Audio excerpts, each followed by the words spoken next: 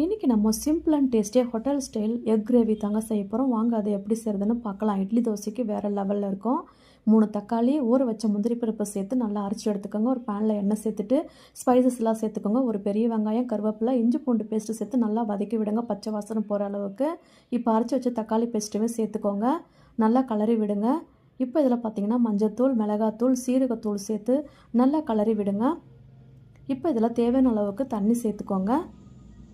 தண்ணி சேர்த்துட்டு நல்லா மிக்ஸ் பண்ணி கொடுங்க. இப்போ இதில் பார்த்தீங்கன்னாக்கா 3 பச்சை மிளகா சேர்த்துக்கோங்க. இப்போ இதில் கரம் மசாலா சேர்த்துக்கோங்க, கொஞ்சமாக கஸ்தூரி மெத்தி சேர்த்துக்கோங்க. அவ்வளோதாங்க, நல்லா கலரி விடுங்க. குழம்பு நல்லா கொதித்து வரட்டும். இப்போ இதில் கொஞ்சமாக கொத்தமல்லி தூவி எடுத்துக்கோங்க. இப்போ இதில் பார்த்திங்கன்னா முட்டை உடச்சி ஊற்றிக்கோங்க. நான் 4 முட்டை சேர்க்குறேன். கொஞ்சமாக வாசனைக்கு கருவேப்பிலை, கொத்தமல்லி சேர்த்துக்கோங்க.